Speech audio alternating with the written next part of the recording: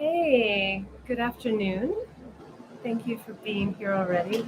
Super grateful. Today we are looking at acceptance, and we're using chapter 30 of the Tao Te Ching to do that. Before we get into the reading, though, I want to talk quickly about acceptance. It's the title of today's talk. I don't like the word accepting. It kind of reminds me of standing on the corner of Manhattan and I'm lost in my phone. All of a sudden, something in my consciousness tells me to look up, and there's a bus or a truck barreling towards me. Right? I accept it. If I accept it, it just runs me over. I don't think acceptance is the best term to use, especially how we use it in modern day language. The term I prefer is allowing or receiving. Can you allow that there's a truck barreling at you? Yes, I can allow because that's reality. And then I can get out of the way, right? So the way I like to really work with a lot of these Buddhist philosophical terminologies of being in reality, of accepting reality, is to use words like allow and receive. Because when you allow, and even better when you receive, it gives space for your organic response. And that's really what so much of presence is about. Am I present? Am I aware? And as I receive inputs from the environment, as I receive life, how do I respond? Yeah. So that's the caveat to the reading. And the reading is down below in the description if you want to read along with me. So,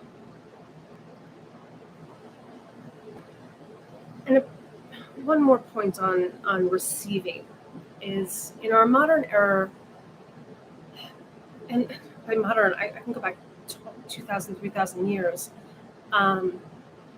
we often get caught up in trying to do life, to do living. And the shift, at least from my perspective, and for many others in this work, is can you receive life? Can you receive?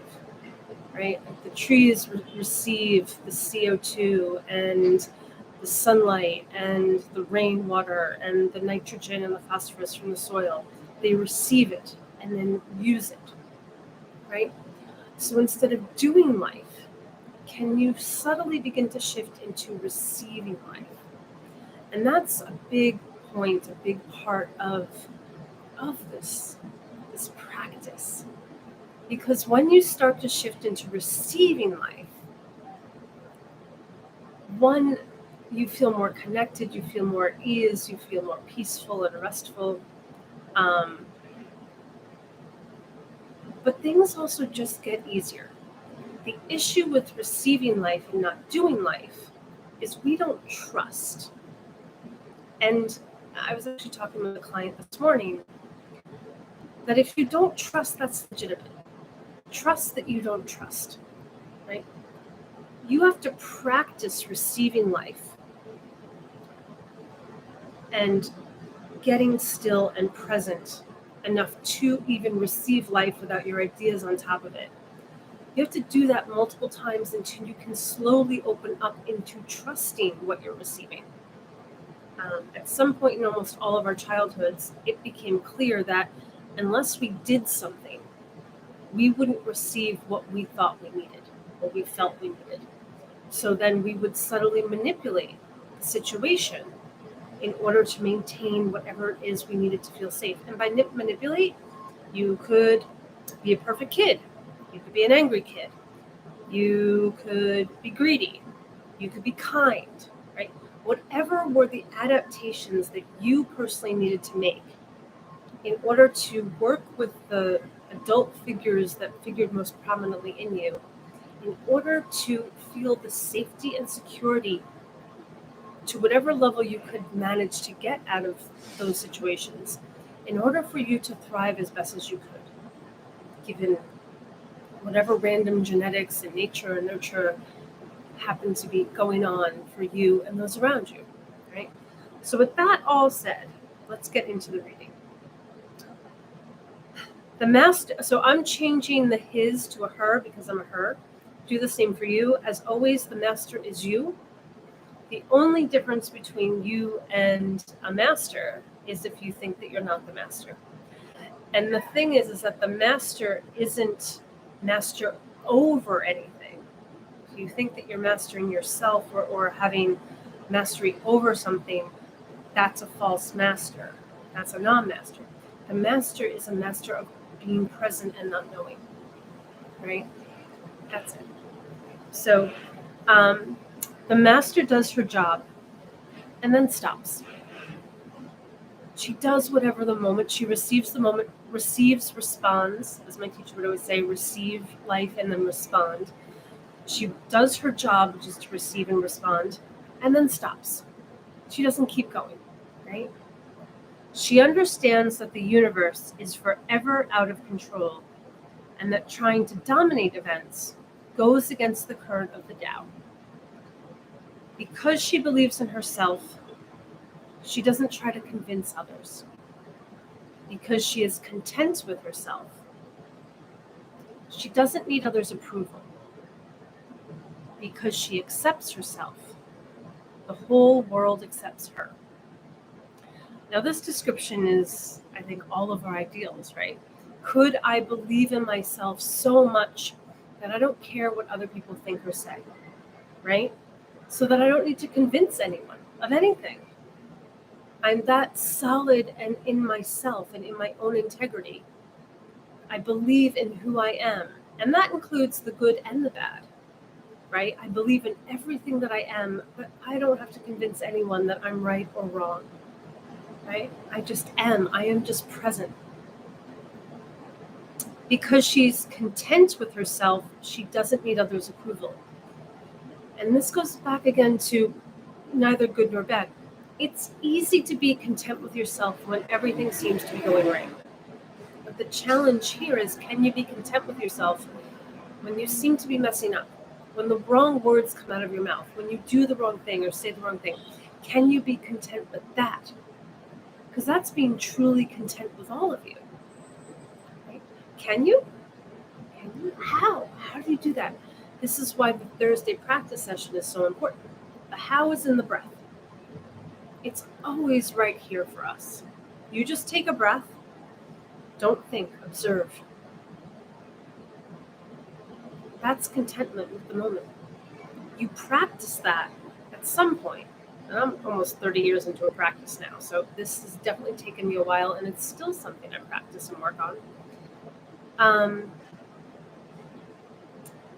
You become progressively more and more content with all that you are, not some perfect little idealized subset and then hating yourself the rest of the time.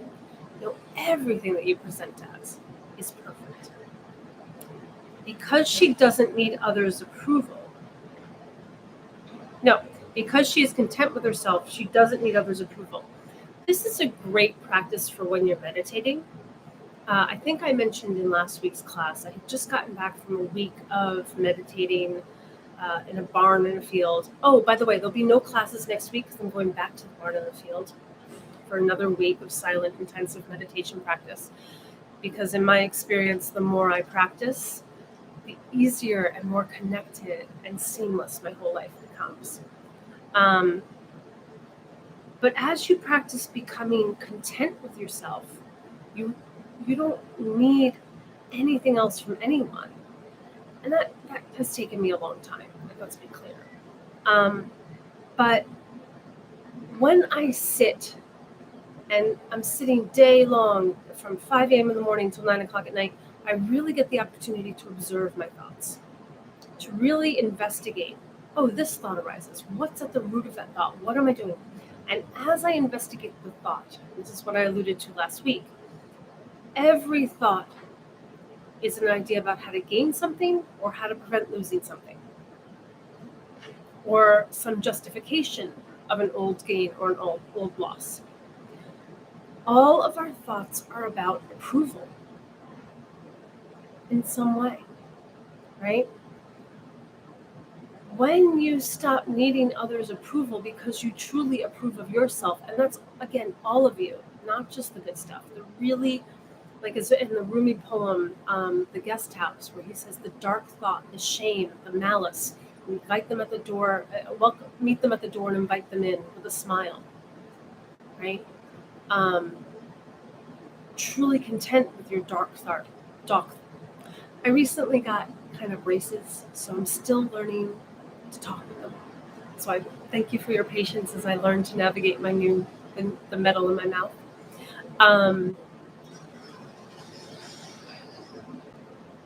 Because she's content with everything within her, she welcomes everything within her, and she believes in it, even the shame and the malice and the dark thoughts. She's truly content with who she is at this moment and isn't attached to who she is at this moment because she knows that's changing. She never needs others' approval because why would she? Right? And last, because she accepts herself. And this comes back to the beginning of today's talk when I spoke about acceptance, not my favorite word. I prefer allow or receive. But in this thing, because she accepts herself, the whole world accepts her. Because she allows herself to be all the things, the whole world allows her. Because she receives herself as actually exactly as she is, the whole world receives her as she is. Right? And isn't that a picture of peace, of true contentment? Something that we'd all really, could I be that content and accepting and patient and loving with myself? You can. You can. It's a practice. And it comes down to now. The reason why the whole world accepts her when she accepts herself, the whole world receives her and allows her when she receives and allows herself, is because from the point of view of the Tao, she is the whole world. Because the Tao is the one, the whole, and again, this is a scientific thing, right? Carl Sagan, Lynn Margulis, any physicist or biologist can tell you ultimately this is one organism, not just the earth, the universe, right? You can't divide infinity, right? You are the whole thing. So if you don't accept you, you're not accepting any of it. And it works in the converse. If there's anything out there you don't accept, truly is you not accepting yourself. Because you do contain everything. The dark thought, the shame, the malice. Can you get intimate with them? Allow them. Welcome them in. Be curious about them. Know that they're not what you think they are. Because nothing is what we think it is. Remember, thoughts are a weak proxy for reality. Words are a weak proxy for reality. And thoughts are a lot of words put together, so thoughts are even weaker proxies for reality. When you get quiet, turn your attention inward and just observe. You are in reality. You are the Tao. When your mind gets in the way is when you're separated. That's all the difference between the master and everyone else. They're quiet and present enough to receive, respond, and are connected to themselves. That is the whole. So one more time, the master does her job and then stops. Because my job is just to receive and respond. I receive this moment, I respond, done. Receive the next moment, respond, done. Moment by moment, present moment, awareness, living.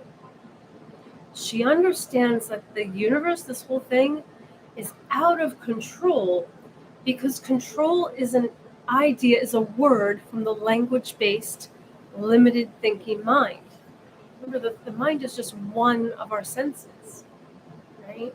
And all of our thoughts that are words, they're built out of language. I talk about this, go back to any of my other videos, right? All of our thoughts are made from words, and words are never it. They're a proxy for reality. What can I give you? I say the word water, my thirst isn't quenched because the word water is not water. I say the word fire, my mouth doesn't burn because the word fire is not fire. It's a proxy for fire, right? So as you begin to really embrace that your thoughts are not it, and you realize that all of the control that you might seek to have when you plan and devise and assume and are stuck up in your mind, that's all thinking. That's your mind's attempt to think it and control it. And this is beyond mind. It's bigger than mind. The mind is limited. This is much more than the mind can comprehend. Again, I always go back to the Donald Hoffman TED Talk, not one of those crappy TEDx things that anyone can do. It's a proper TED Talk, Donald Hoffman. Check that out. He talks about how we don't even have the sense organs to perceive like a 0.00001% of reality. I don't even have the cones in my eyes to perceive all the colors that exist. It's impossible. So it's not that the universe is out of control, but control is a delusion. So it's out of control in that you can't understand it, much less try to wrap your head around it, which is a form of control. Trying to dominate events goes against the current of the Tao. Because if I try to dominate events, I'm trying to dominate myself. If I'm dominating, I can't receive. If I'm doing, you can't do and receive at the same time. And this life, in my experience, I can be very wrong, but the more I practice this way, the richer and fuller and more connected my life becomes. It's all about the art of receiving. Can I receive life? Can I receive this moment? There was bugs in my apartment last night, and it was awful. And I was sitting there like, can I receive them? All right, how do I live? How do I live here? I have a choice right now. Can this dominate and ruin my night? Or how do I receive this and make this livable and workable? Oof. I don't need to dominate things. I do need to receive and then respond. Believe in myself. Believe in my responses, even if they're not the response I would hope to have. Be content with myself. And it doesn't matter to convince another soul. And here's the cool thing, I think you all know this, when someone's content with themselves, you like them more. When someone's seeking your approval, it's kind of an ick, right? And the final piece, again, to reiterate, because you can never hear this enough, when you accept yourself, allow yourself, receive yourself, is when the whole thing accepts, allows, and receives you. So these are my teaching points for this week. But again, this is a practice. And you practice when you sit. And you practice receiving yourself, observing yourself. Get quiet, turn your attention inwards, cast the eyes down, don't close them. We're not closing ourselves off to reality. Breathe.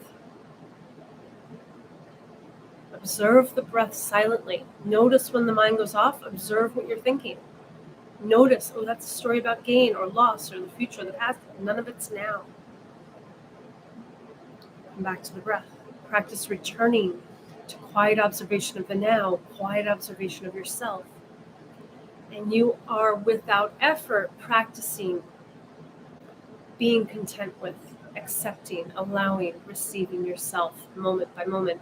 And it's just a practice. And we do that on Thursday. If you want the link, there's a link down in the description. If you got my email, you have the link already. I'll see you at 11:45 on Thursday. I'll be traveling. So I don't know where exactly it will be, and it will possibly be from my phone with headphones on. When I did the class on last Thursday traveling, I bought a pair of headphones, and people said they couldn't hear me, so I bought another pair of headphones, and hopefully they'll work better. With that all said, thank you for being here. Thank you for listening.